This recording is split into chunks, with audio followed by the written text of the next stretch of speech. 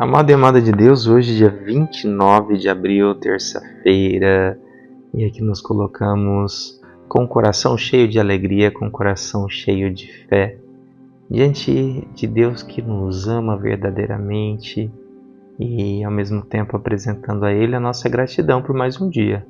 Obrigado, Senhor. Obrigado por tudo aquilo que o Senhor já preparou neste novo dia. Obrigado pelas bênçãos e graças que serão derramadas. Obrigado pela força que o Senhor nos dará nas nossas lutas, nas nossas batalhas. Vamos ouvir o Evangelho que é de São João, capítulo 3, versículos de 7 a 15.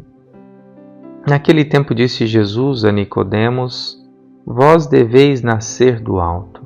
O vento sopra onde quer, e tu podes ouvir o seu ruído, mas não sabes de onde vem nem para onde vai.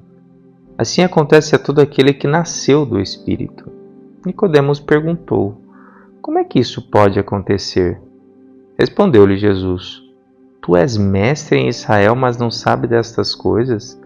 Em verdade te digo, nós falamos daquilo que sabemos e damos testemunho daquilo que temos visto, mas vós não aceitais o nosso testemunho. Se não acreditais quando vos falo das coisas da terra, como acreditareis se vos falar das coisas do céu? E ninguém subiu ao céu a não ser aquele que desceu do céu, o Filho do Homem. Do mesmo modo como Moisés levantou a serpente no deserto, assim é necessário que o Filho do Homem seja levantado, para que todos os que nele crerem tenham a vida eterna. Palavra da salvação, glória a vós, Senhor. Amados e amadas de Deus, então aqui nesta passagem tão bela, tão importante, a gente vê esse diálogo entre Nicodemos e Jesus. Nicodemos, por mais que ele não era seguidor de Jesus, mas ele tinha uma função muito especial ali, das coisas de... Era um representante de Deus, era alguém que tinha assim o conhecimento do sagrado. E diante daquilo que Jesus estava falando, ele não tinha conhecimento, né? Então Jesus fala assim: mas como que você não sabe dessas coisas? Como que você não tem conhecimento?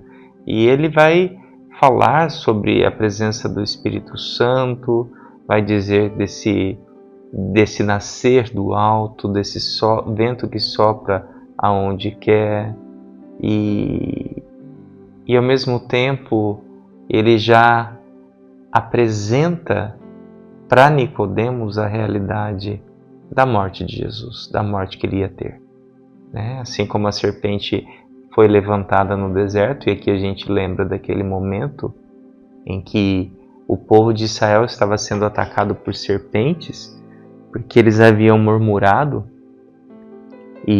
mas aquele que olhasse para a serpente de bronze que foi colocada sobre uma haste, eles eram curados. E assim Jesus ele usa esse mesmo ponto, dizendo: olha, assim como a serpente foi levantada, assim o Filho do Homem também será levantado, né, para a salvação do povo, né?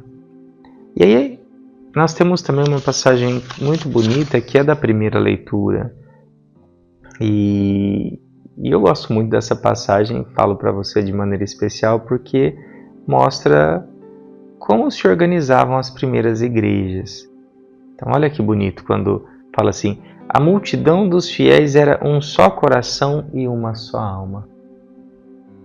E eu acho que deveria continuar sendo assim. E às vezes a gente vê, né, que essa multidão ela foi se multifacetando, era uma multidão, a gente vê muitos grupos. Quantas divisões foram acontecendo no cristianismo, né? Deixaram a igreja, montaram suas próprias igrejas. E sabemos que é por causa da dureza do coração. Não podemos dizer que ali, né, Deus deixa de abençoar, porque Deus não deixa de abençoar nenhum de seus filhos. Mas o objetivo era esse: sermos um só coração e uma só alma.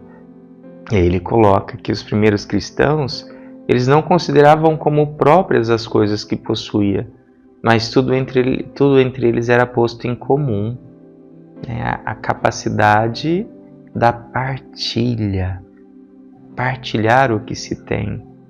E com grandes sinais, os apóstolos davam testemunhos da ressurreição, o fundamento principal da nossa fé, a ressurreição de Jesus.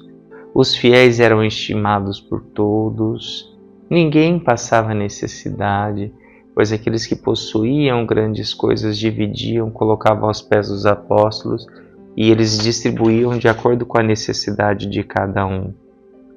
Então, a primeira leitura mostra o quanto que a nossa igreja ela não pode perder essa identidade. Ser um só coração, ser uma só alma. Não perder esta identidade.